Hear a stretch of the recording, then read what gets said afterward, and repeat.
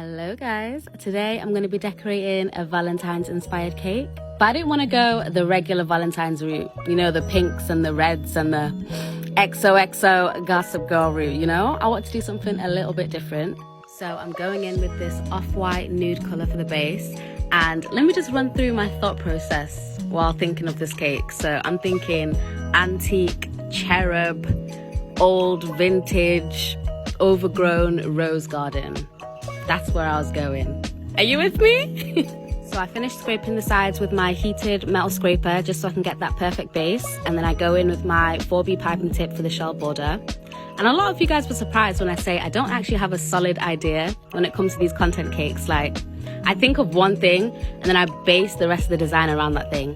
So when I think of love, I think of old people. You know, like when you see old people in the streets holding hands, and it's just like, this is what true love is. So I want to recreate that with grandma's antique curtains. So that's the direction I was going. So I used the JEM 103 piping tip for the ruffles, and then here I'm using the PME 5C for the tiny little shells. It's definitely giving fancy antique drapes that grandma keeps in a plastic bag, but here I'm just going in with a 32 piping tip to do a reverse shell border. And you guys know how much I struggle with reverse shell borders, but for some reason today it was a breeze. Like, can we just appreciate how smooth this is going?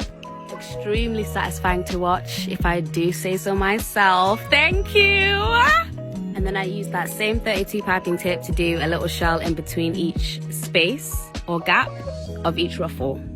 I hope that makes sense. You can see what I'm doing. It's now time to add the thing that inspired this whole cake design. I literally stumbled across these Cherub silicone molds on Amazon, and I was like, this is perfect, because if you don't think of little naked babies, let me rephrase that. If you don't think of those cute little angel babies on Valentine's Day, then I don't know.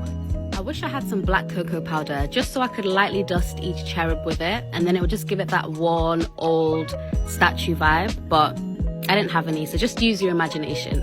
I then went in with a closed star tip, I think it was the number 27, to do these red roses. And at first I was just going to leave them there, but I thought, no, I want overgrown rose garden, so I ended up putting them all over the cake. And then I used a leaf tip to do the leaves, obviously. And I was super close to adding some vines as well, but then I thought that might be overkill because there's already a lot going on. But let me know if you think I should have added some more greenery, because I am thinking about it, I really am. And at this point I was almost happy with it, but I thought the top was looking a bit plain, so I went back in with my 32 piping tip to add another border on the inside. I don't know, I just wanted to fill the space a little bit so that the cherub was nice and cozy in there. I then finished the cake off with some glitter spray as always, and here is a final spin for you guys. I think this cake is so gorgeous. And now that I'm looking at it, it reminds me of like an old school wedding cake as well. Oh, this is love, na na na na. And Belle, like imagine if this cake was yellow, you could easily do a Belle Disney cake. Disney cake series?